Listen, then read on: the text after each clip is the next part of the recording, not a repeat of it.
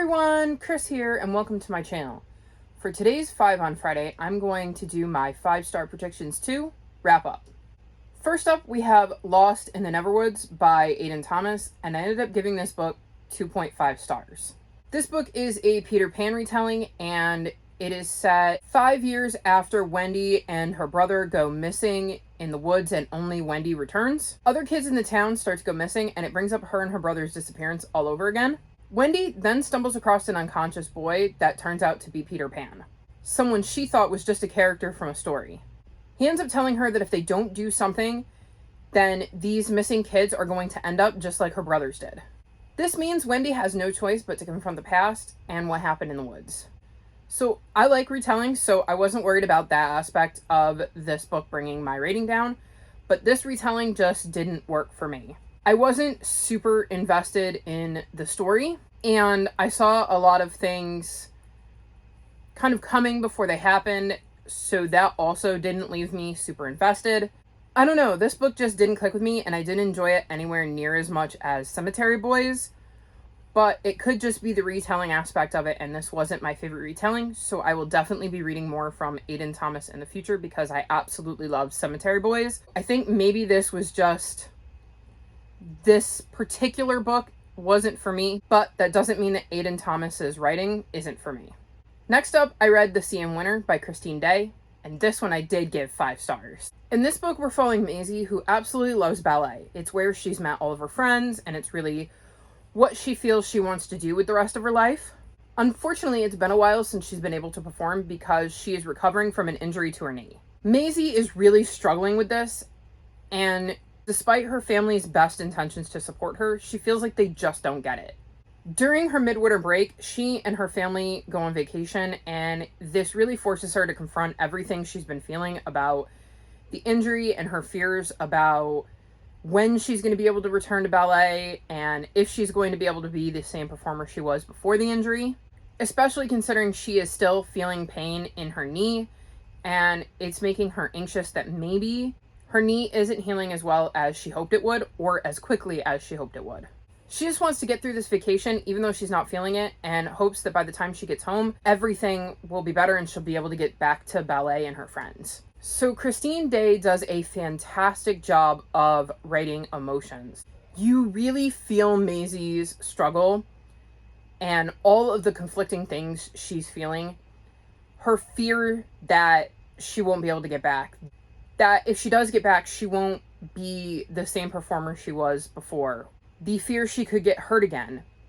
Her struggling with the fact that her friends are able to perform ballet and she's not, and she's worried that they're kind of eclipsing her and that they're getting opportunities that she's not getting right now because she's out injured. She also does a good job showing the anxiety and depression Maisie is feeling with all of her worries and her fears, and this sadness that her life may not be the way she pictured it before the injury. I loved how Christine Day managed to show that struggle and the way it played out with the other people in her life and the way she treated the other people she had to interact with because of all the things she was feeling. I think Christine Day does a really great job at that. She also did a really good job in I Can Make This Promise, displaying the emotions of the main character in that one as well. I really, really love this book. I love Christine Day's writing, and I will definitely be reading more from her. And don't be surprised if whenever she drops her next book, that book ends up on a 5-star prediction list of mine. Next up is Silka's Journey by Heather Morris, and I gave this book 4.5 stars. So this is the sequel to The Tattooist of Auschwitz, and Silka is a character that we meet in that book. So if you don't want to know anything about Silka, and you haven't read The Tattooist of Auschwitz yet, I would say turn this off because there's going to be minor spoilers for Silka's part in The Tattooist of Auschwitz. So for Silka, we're seeing her journey after the events of The Tattooist of Auschwitz. And in The Tattooist of Auschwitz, we know that Silka is sleeping with one of the Nazi commanders in the prison. We know she doesn't want to, so she's getting raped by him and I think others. And even though she doesn't want to do these things, she's doing whatever she can to survive. Unfortunately, after she is freed from the camp, She is then tried as a conspirator because they've decided that anybody who was sleeping with the German soldiers must be a spy. She ends up getting sentenced to 15 years in a prison camp in Siberia, where she once again must figure out how to survive. And we kind of follow Silke's journey and see what happened to her after she was freed from the concentration camp. This is also an extremely hard read, just like The Tattooist of Auschwitz. I just didn't connect with Silke's story as much as I did with Lael's in The Tattooist of Auschwitz. Despite that, I still really enjoyed this book, even though, like I said, it was a really, really hard read. And it was heartbreaking to see everything that Silke had gone through and getting to see more information on what exactly she had gone through and more details on that, because part of this book is flashbacks to her life before she was in a concentration camp and her time in the concentration camp. And so you get to see glimpses of the good life she had and how it all went downhill, and how she had this tiny bit of hope when the camp was liberated, only to end up in another camp and having to figure out how to survive that. This may have been an incredibly hard read, but it was really good. And while it didn't quite make 5 stars, I still highly recommend it. Next up, I read People We Meet on Vacation by Emily Henry, and I gave this book 4 stars. This book is a story of Poppy and Alex, who are friends despite being total opposites. And every year, it became an annual tradition for them to go on vacation. Then, 2 years ago, something happened to kind of ruin it, and they haven't really spoken since. Poppy is feeling unsatisfied in her life, and when remembering the last time she was truly happy, it was during that last trip with Alex before everything went wrong. So Poppy decides that if she can just go on vacation with Alex, it'll somehow fix everything.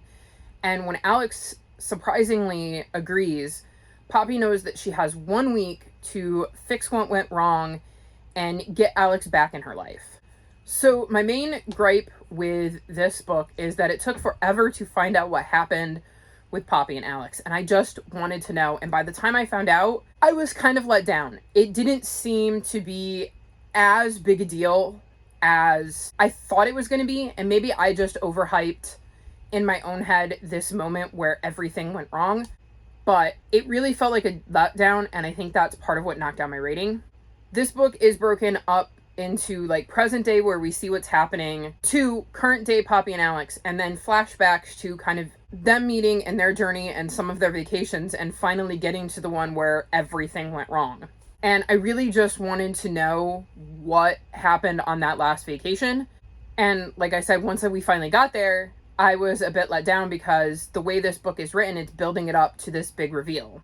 Regardless of that, I still really enjoyed this book, and I liked getting to see Poppy and Alex's interactions and how this vacation went, and the way seeing the original vacations and this current day vacation showed the shift in their relationship, and how at times they were the Poppy and Alex of old, but then something would happen and you'd see that awkwardness from whatever happened on their last trip get displayed. I still really enjoyed the book, even if I was a bit let down with the reveal of what happened on the vacation. And I really enjoy Emily Henry's writing, so I will definitely be reading more from her in the future. And lastly, I read The Forbidden Expedition by Alex Bell, and I gave this book 5 stars. This is the second book in the Polar Bear Explorers Club series. In this series, we're following Stella, who wants to be part of the Polar Bear Explorers Club, just like her dad. And in the first book, girls are not allowed to be part of the club, and her dad ends up convincing the head of the club to give Stella a go, and she ends up getting to be a junior explorer and go on an expedition with her dad. Unfortunately, once there, she and the other junior explorers are separated from the rest of the expedition, and they have to try to work out how to get back to the full explorers while taking care of each other, and we get to see their adventure from there. This book sees Stella going out on a new adventure, and I don't really want to say more than that because it's spoilers for book 1, and I don't want to spoil book 1 for any of you who are watching this and may be interested in the series, because I adore this series. I love Stella. I love the relationship she has with the other junior explorers and how that has developed through the first book, and now seeing where it's at in the second book and seeing how it progresses in this one. I love the relationship between Stella and her dad and how much they love each other, despite the fact that you learn early on in the first book that Stella was found in the snow by her dad and he's not her biological father, but none of that makes a difference. He loves Stella regardless of who her biological parents were. Stella is his daughter, and I love getting to see that dynamic played out. This was just another amazing book from Alex Bell, and this is easily one of my favorite middle grade series, so if you haven't checked it out, you really should. So that's it for this round of 5-star predictions. I actually had a few 5 stars this time. I don't believe I did in round 1. My third round of 5-star predictions should be up on my channel soon, so keep your eyes peeled for that. I'd love to know of a book that you predicted was going to be 5 stars and what you actually ended up giving it. If you've made it this far in the video, leave me star emojis, like this video, and subscribe to my channel, and I'll talk to you next time. Bye!